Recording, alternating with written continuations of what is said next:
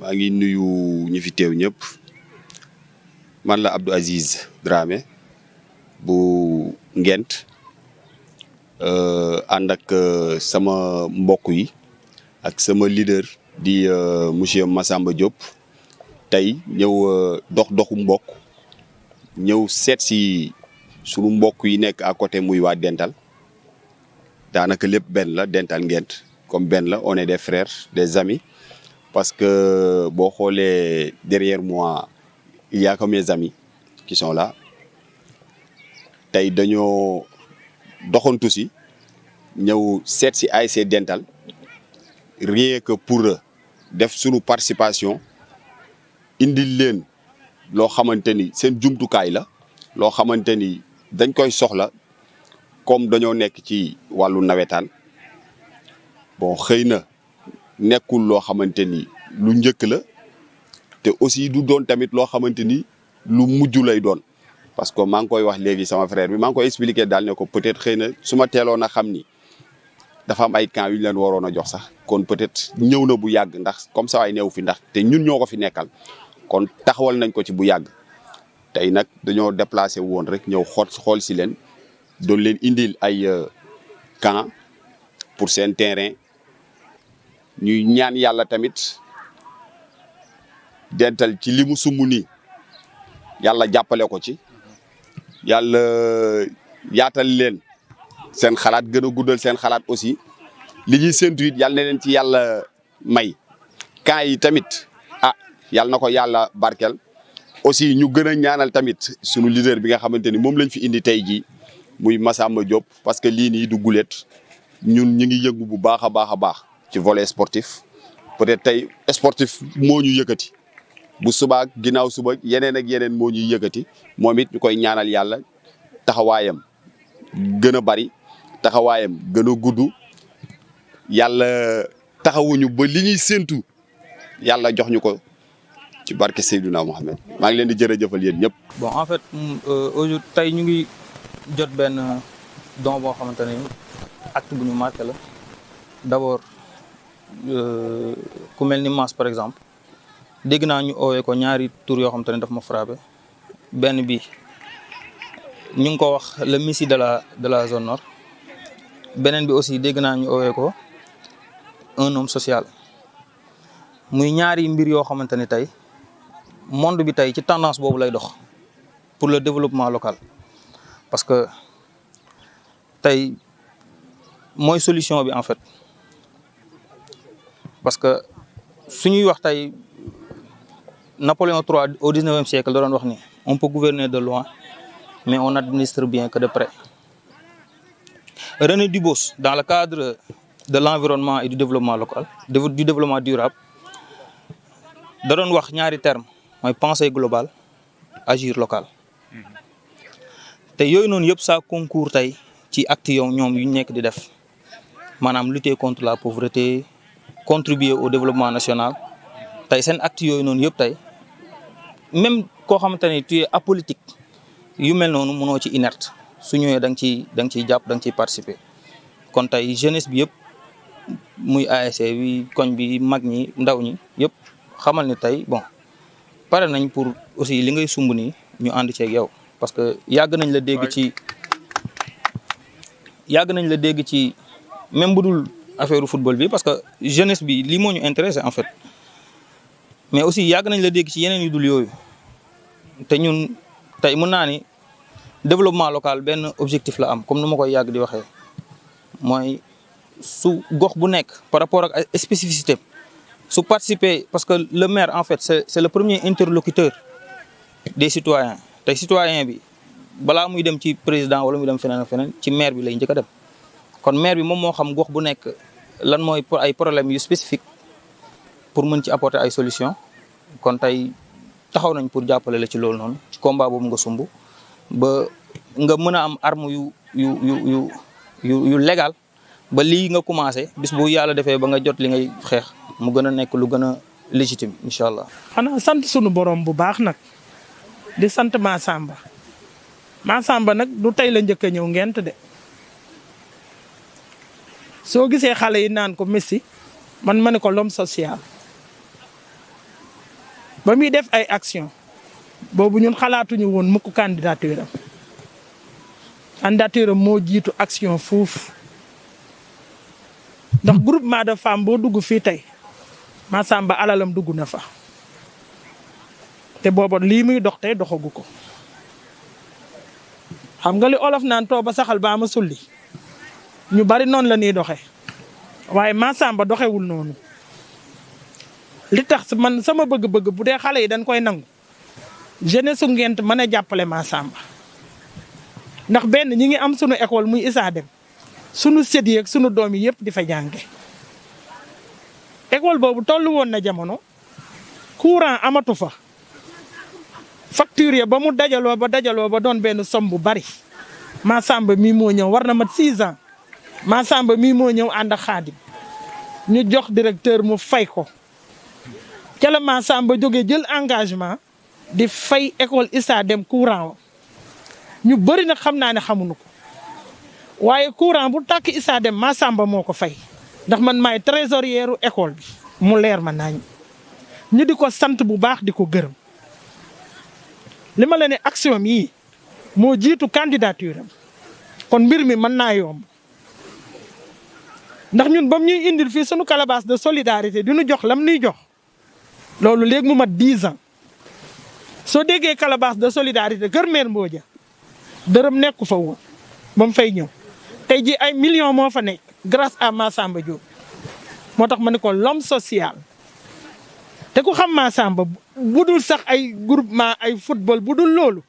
demal nga côtoyer Massamba ci ngay xam kan mooy Massamba ñun maire yii nag ñun xam nañ ko dañuy ay femme de développement nag ma di ko dénk dama koy wax ci presse bi mu di ko dégg ndax femme de développement fu ne lay dugg waaye bu desul lu dul ànd rek ñu ànd ak ki nu bëgg a xam ñu ànd ak ki bëgg a ànd ak ñun kiy def alalam ci ñun ñu fay ko borom. incha allah ci kattanu sunu borom ñun ak sunuy doom ak sunuy goro ñun ñëpp d'accord nañ ci loolu ndax candidature am bi dañ koy rafetlu ndax xam nga lu tax danoo nekk ci élection yoo xam ne gox sa gox la bala ngaa jàppale ka nga xamul nga jàppale sa doom. Massamba mii bu fekkee jàppale nañ ko man am naa yàqin ci ni ba mu jot li muy jot lanu bëgg dinañ ko am parce que ñi ngi am ci moom te doonagul dara kon bu doonee dara Ngent dina doon dara kontaan nañ ci yow Diop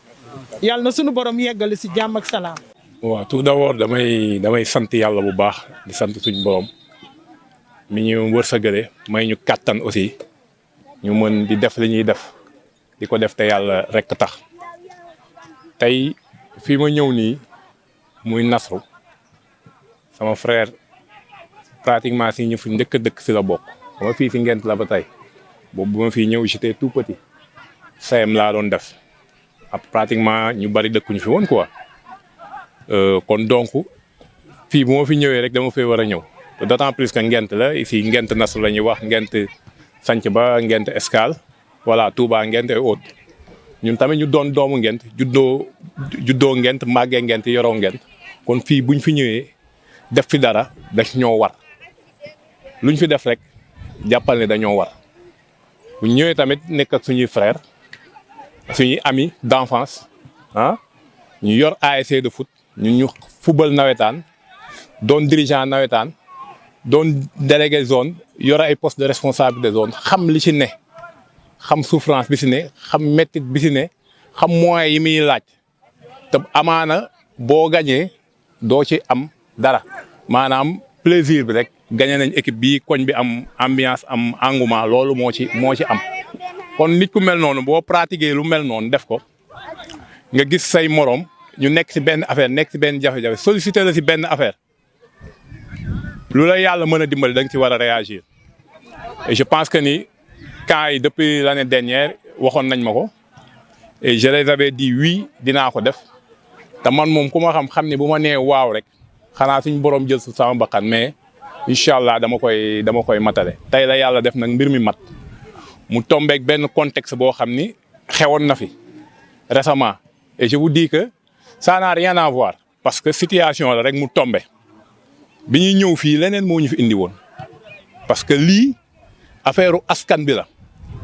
au-delà sax de Ngent day dépasser Ngent parce que école bi bu baaxee poste de santé bu baax ñeneen dinañ jóge feneen ñëw di fi faje si ay ñeneen dinañ jóge feneen ñëw di fi jàngi si gars yi bëgg koo sàkkal pexe ñu jóg taxaw wax ci di ci dox te dañuy jaral lu ne dañuy jaral suñu baxan dégg nañ la réaction du maire boobu ba léegi ñu ngi toog di xaar sommation te dañ koo yàqamti na ko def ñun li ñuy wax ragaluñ si dawuñu si taayiwuñ si boobu ba léegi ñu ngi koy xaar un maire qui se dit que yëguma woon dans ta commune une chose aussi sérieuse se passe nga naan yëguma woon non loolu rek waroon na tax moom mu démissionné jóge ci maire bi dem une chose aussi sérieuse se passe nga naan bu ma yëg xaw ma ni sax 350 mètres carrés la loolu ndaw na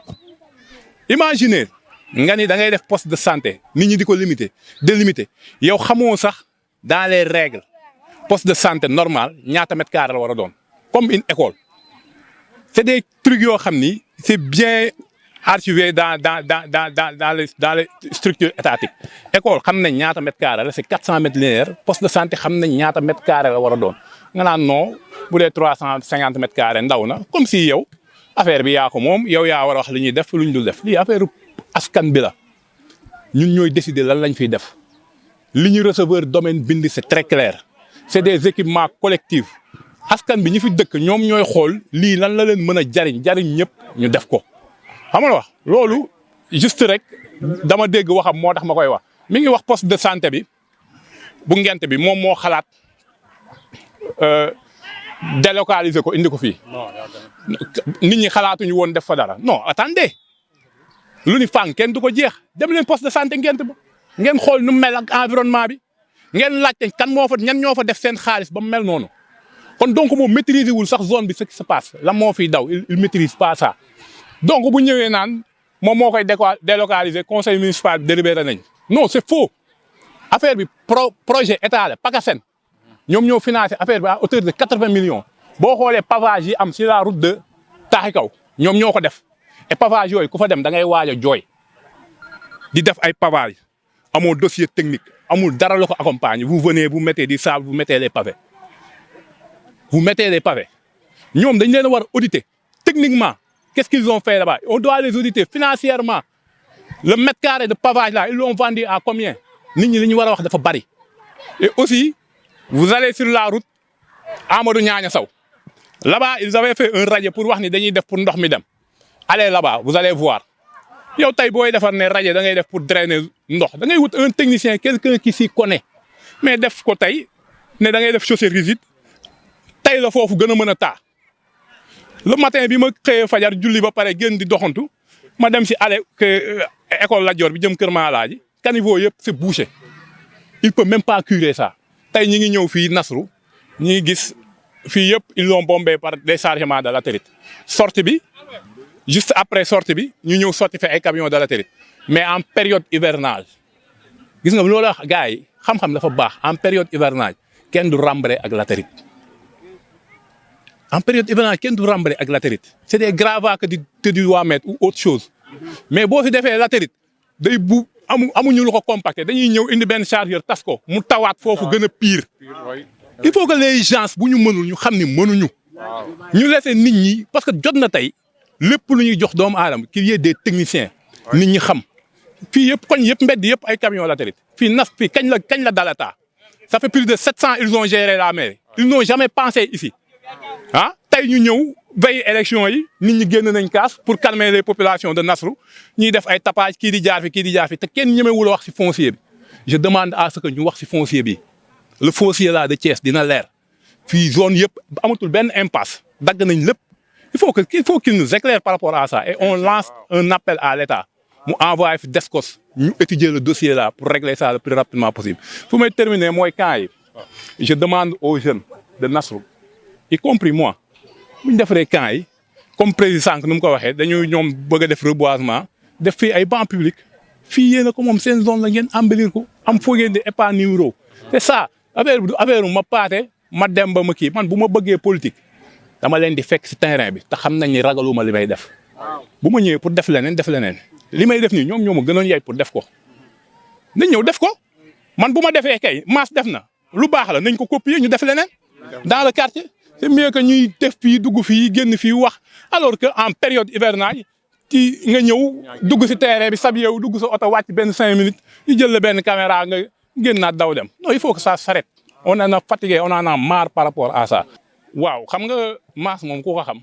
dama leen di wax rek tout le temps duggal sama page Facebook affaire ASC yi nasu fii bi ma fii ñëw di dental di may ASC may ça fait plus de 4 ans comme ni ko femme bi waxee xalaatuma woon sax ba xam situation yi daam je le faisais naturellement parce que sport dama koy dund. boo duggee sama page Facebook tu vas voir ay 7 ans 8 ans ñu naan la bi may nekk étudiant en 2012 laa njëkk a jëndal ASC mayo et j'avais qu'une bourse de 36 000 Massamba Diop ma jëndal Mbaaxaan mayo en 2013 Mbaaxaan mayo bi mu finaaloo en 2013 man maa ko jënd pour dire que c'est pas ça ne date pas aujourd'hui ça c'est naturel. ODCAV bi ma fay dem phase nationale la Thiès lay aaye ñëpp a ngi Thiès ñun amuñu lu dul Thiès loo xam ne day jëmmal Thiès dañ ciy def dama dem jàppale ODCAV li ma am ma jox leen ngalam woowuñu ma instant woowuñu ma gars yi ñoo toog man leen prévoir oon naa ko ci sama budget jàppale équipe yi dem phase nationale. j'ai envoyé mes gars moi j'étais pas ici nekkuma fi woon sax sama gars yi dem woowuñu ma naturellement on l'a fait. Il y a d'autres ASC ASC Mbaaxaan koo xam ni sama ASC la cadets yi ñooy dem y a l'ASC Jubo qui s'est signalé waaw yooyu yëpp dinañ ko matale incha allah waaw ñun duñu wax lu ñu mënul duñu def lu ñu mënul lu ñu mën rek la ñuy def et on le fait naturellement. Je remercie toute la population de Nasrou merci.